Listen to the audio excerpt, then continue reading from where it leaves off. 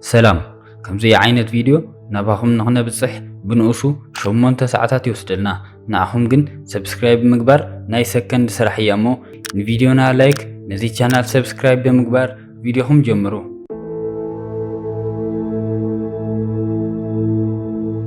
تاريخنا انتجمر اب هاجر امريكا تركب بزعوق ጫካ አንጎበታታነት ትፍለጥ አፓቻና ብዝተባሃለት ከተማ እንትኾን ካብቲ ከተማ ውጽኢሉ ኣብ ዝርከብ በረኽቲ ጎቦታት ንምሕዃርን ንምዝንጋዕን ዝመጹ ክልተ ፍቑራት እናረአየና እዩ። ክልቲኦም ፍቑራት ንባዕሎም ብገመድ ድሕሪ ምእሳሮም ናብቲ ዓብይ እምኒ ክድይቡ ብምጽናሕ ካብቶም ክልተ ፍቑራት እቲ ወዲ ቀዲሙ ብምድያብ ኣብ ላዕሊ ናፍቃሪጡ ምጽባይ ይጅምር። እታ ጓል ግን እቲ ዓብይ እምኒ ምሕዃር ስለ ዝኸበዳ ቀዲምዋ ዝወፀ ፍቕረኛ ብምጉታት ንኽሕግዛ ዋላ እንተሓተተቶ ካብ ኣፍቃሪኣ ግን ምንም ዓይነት መልሲ ክትረክብ ኣይከኣለትን። ኣብታ ሞት እቲኣ ኣፍቃሪኣ ብደም ዝተነኸረ ሬሱ ንቁልቁል ተወርዊሩ ይወድቕ። እታ ጓል እውን ብዝረአየቶ ነገር ተንቀጥቂጣ ምርዓድ ትጅምር። እቲ ኣፍቃሪኣ ዝቐተለ ኣካል እውን በቲ ተንጠልጢላትሉ ዝነበረት ገመድ بفتنات نابتي عبي مني ጫፍ ክስሕባ ይጅምር። ኣብዚ ግዜ እዚ እታ ጓል እቲ ተሓኽረሉ ዝነበረት ገመድ ብምቑራጽ ንሳውን ናብቲ ዝሞተ ኣፍቃሪኣ ጎኒ ትወድቕ። ካብቲ ዝወደቐትሉ ብምትንሳእ ካብ ሕሱም ድንጋጻ ከይተላቐቐት እግሪ ያውፅኒ ዋላ እኳ ክትሃድም ተፈተነት ኣብ መሬት ተዘርግሐ በሊሕ ናይ ሓፂን ሽቦ ጠሊፉ ምንቅስቓስ ከም ዘይትኽእል ይገብራ። ኣብቲ ሞት እቲ ኣፍቃሪኣ ዝቐተለ ኣካል ንዓኣ እውን ጎቲቱ ይወስዳ።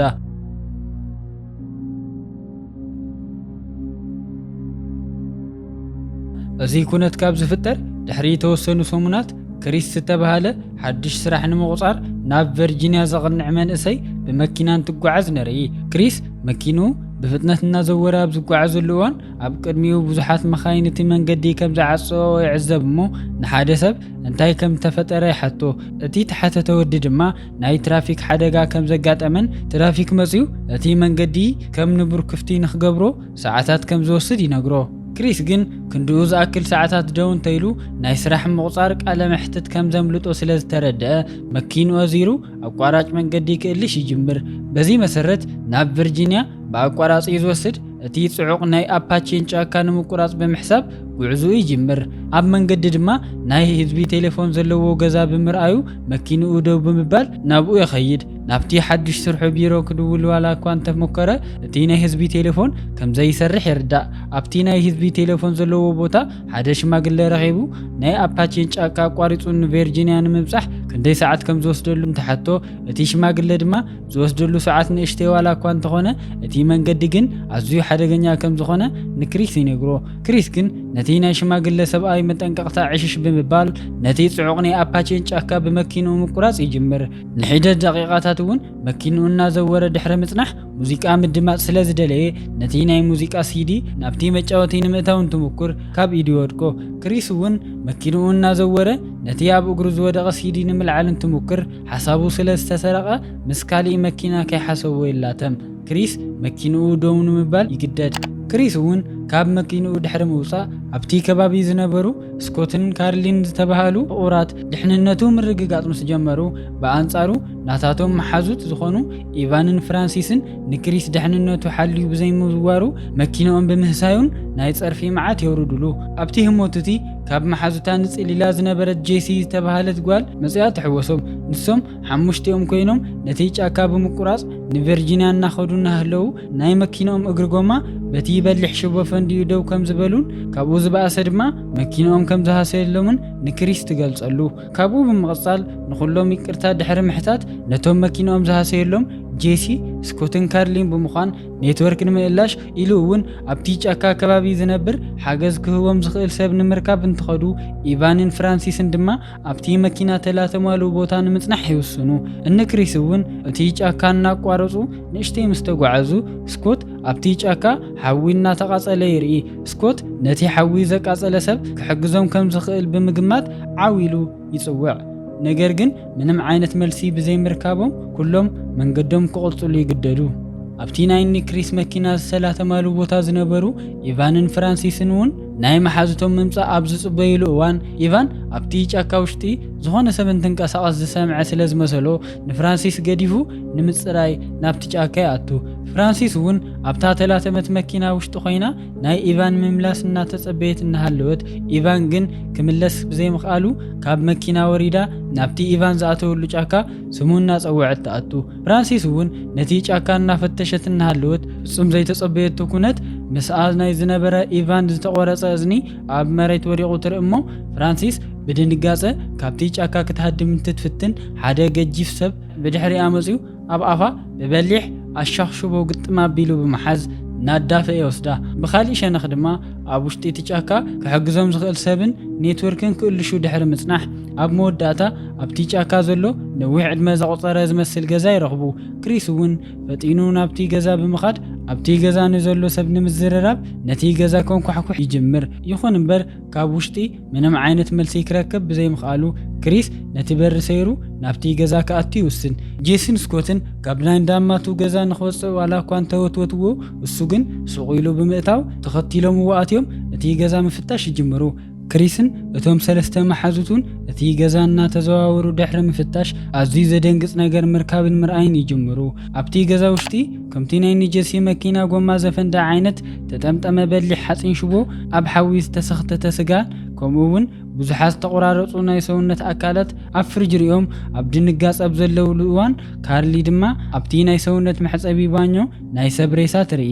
ነዚ ተኸቲሉ ክሪስን ሰለስቲኦም መሓዙቱን ካብቲ ዝኣተውዎ ገዛ ብፍጥነት ክወፁ እንትብሉ ሓንቲ ንእሽተይ ናይ ጽዕነት መኪና ናብቲ ዝኣተውዎ ገዛ መጽያ ደው ምባላ ክሪስ ኣብቲ ገዛ ዝሕብኡሉ ቦታ ብተህዋኽ ክእልሹ ድሕሪ ምጽናሕ ክሪስን ጄሰን ትሕቲ ዓራት እንትሕብኡ ስኮትን ካርልን ድማ ናብ ሓደ ኣርማድዮ ኣቱ። ኣብዚ ግዜ እዚ ሰለስተ ገጾም ዝተበላሸውን ዘፍርሑ ሰብ መሰል ፍጡራት ናይ ኒጀሲ መሓዛ ዝኾነት ፍራንሲስ ሬሳ ብምምጻእ ምቁርራጽ ይጅምሩ። ኣብዚ ግዜ ንነዊሕ እዋን ካብ ናይ ወዲ ሰብ ስልጣነ ርሒቖም ናብ ኣፓቼ ጫካ ንዝመጽእ ስጋ ለበስ ፍጥረት ኩሉ እናሃደኑ ዝምገቡ ከም ዝኾኑ ንርዳእ። ክሪስን እቶም ሰለስተ መሓዙቱን ተሓቢኦም እናሃለዉ መሓዝኦም ፍራንሲስ ከም ደርሆ ክትቆራረጽን ክትከፋፈልን ከላ ፍርሓትን ድንጋጸን ምስ ወሓጦም ምርኣይ ይቕጽሉ።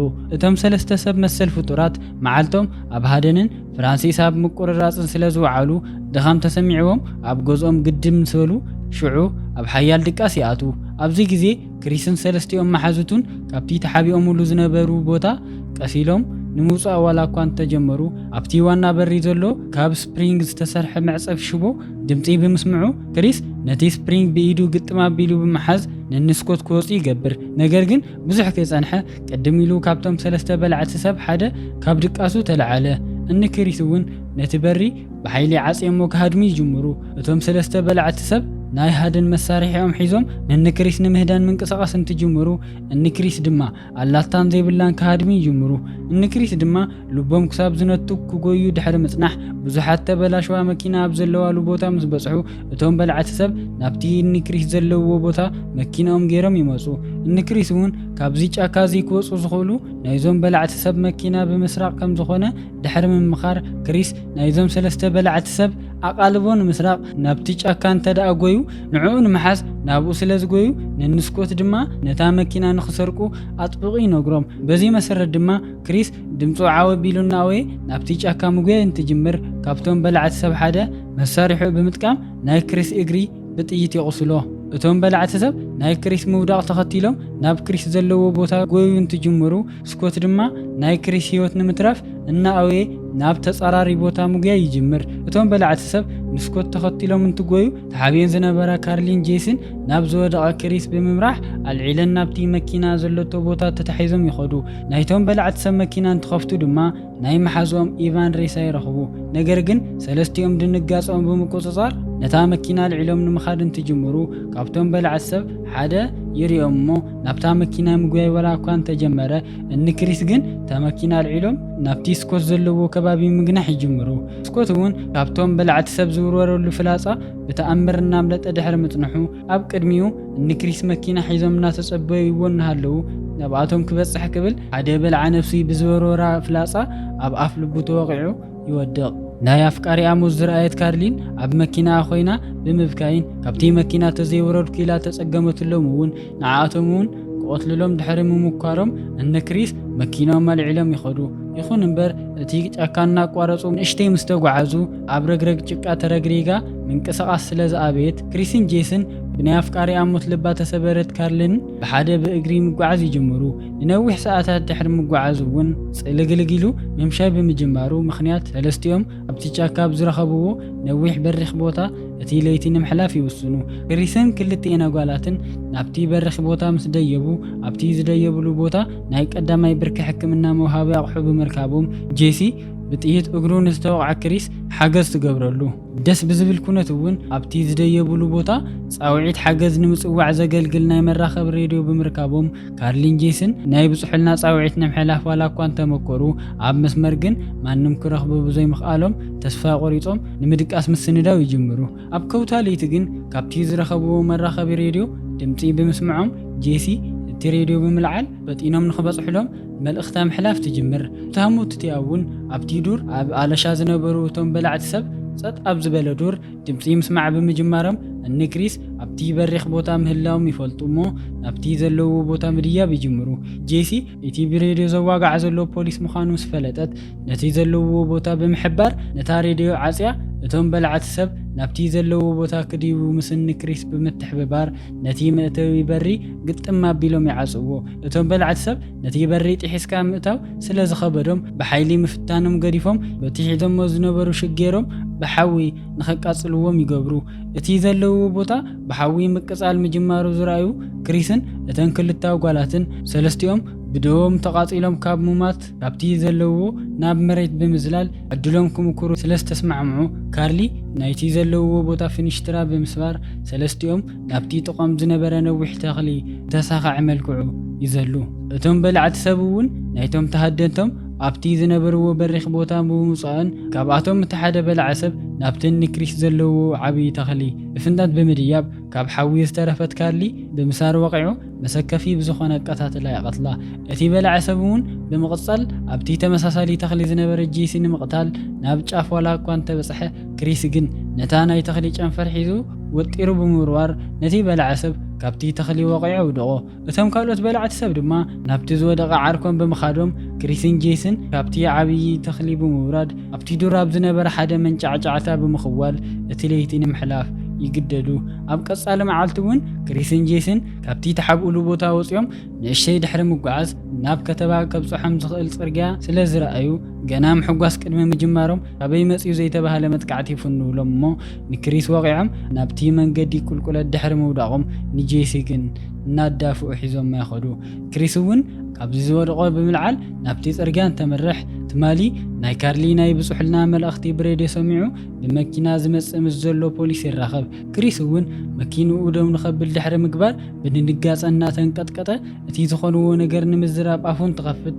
እቶም በላዕቲ ሰብ ካብ ነዊሕ ርሕቐት ፍላጻ ብምውርዋር ነቲ ፖሊስ ዓይኑ ወቂዖም ይቆትልዎ።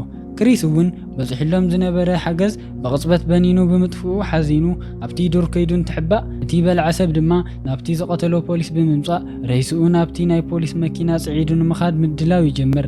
ኣብዚ ግዜ እዚ ክሪስ ካብቲ ተሓብአሉ ዱር ብምውጻእ ናብቲ በልዓ ሰብ ዝዝውራ ዘሎ ናይ ፖሊስ መኪና ኣብ እግሪ ብምንጥልጣል ምስቲ በልዓ ሰብ ብሓባር ምኻድ ይጅምር።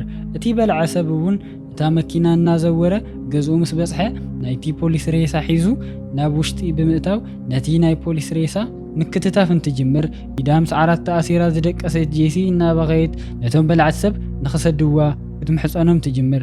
ኣብዚ ህሞት እዚ ገዝኦም ብሓዊ ምቅጻል ብምጅማሩ ካብቶም በላዕቲ ሰብ እቲ ሓደ ቅርብ ኢሉ እቲ ሓዊ መን ከም ዘናኸሶ ንምርኣይ እንትምኩር ክሪስ ናይቲ ፖሊስ መኪና እናዘወረ ናብቲ በላዕቲ ሰብ ዘለዎ ገዛ ይኣቱ። ነቲ ሓደ በላዕ ሰብ እውን ይቐትሎ። ክሪስ እውን ኣብቲ ናይ ፖሊስ መኪና ዝረኸቦ ተቐጻጻላይ ጋዝ ሒዙ ነቲ ካልኣይ በላዕ ሰብ ብምሽንዳው ናብ ሓዊ ምስ ኣቃጸሎ ኣብቲ ዓራት ንዝተኣሰረ ጄሲ ፈቲሑ ሓራ ይገብራ። ይኹን እምበር እቲ ምቅጻል ጀሚሩ ዝነበረ በላዕ ሰብ ኣብ ክዳኑ ዝነበረ ሓዊ ብምጥፋእ ንክሪስ ክሳዱ ሓኒቑ ክቐትሎ ክብል ጄሲ ናይቶም በላዕቲ ሰብ ፍላጻ ብምልዓል በቲ ፍላጻ ወጊኣ ትቐትሎ። ካብቶም ሰለስተ በላዕቲ ሰብ ብህይወት ዝተረፈተ ሓደ በላዕ ሰብ ሰይፊ ሒዙ ዋላ እኳ እንተመፀ ክሪስን ጄሰን ናይ መወዳእታ ሓይሎም ብምጥቃም ነቲ በላዕ ሰብ ንመወዳእታ ግዜ ብፋስ ብምውቃዕ ይቐትልዎ። ይኹን እምበር እዞም በላዕቲ ሰብ ናይ ድሙ ነብሲ ዘለዎም ክሳብ ዝመስል ካብዚ ዝወደቕዎ ብምልዓል ምንቅስቓስ እንትጅምሩ ክሪስን ጄሰን ካብቲ ገዛ ይወፁ እሞ ኣብቲ ገዛ ንዘሎ ናይ ጋዝ መትሓዚ ሲሊንደር ብጥይት ወቂዑ ብምፍንዳእ ገዝኦም ምስቶም በላዕቲ ሰባት ናብ ሓሙኽሽቲ ይቕይሮ። ኣብዚ ግዜ እዚ ክሪስን ጄሰን ናይቶም በላዕቲ ሰብ መኪና ሒዞም ካብቲ ዱር ብምውፃእ ናብቲ ዋና መንገዲ እንትበፅሑ ቅድሚ መዓልትታት ክሪስ በይኑ እናመፀ ነዚ ዱር ከየቋርፀ ተሓሳሰቦ በሽማግለ ክሪስን ጄሰን ብሂወት ተሪፎም ብምውፅኦም ተገሪሙ ኣፍጢጡ እናረኣዮም ክሪስ ንቨርጂኒያ መንገዶም ይቕፅሉ።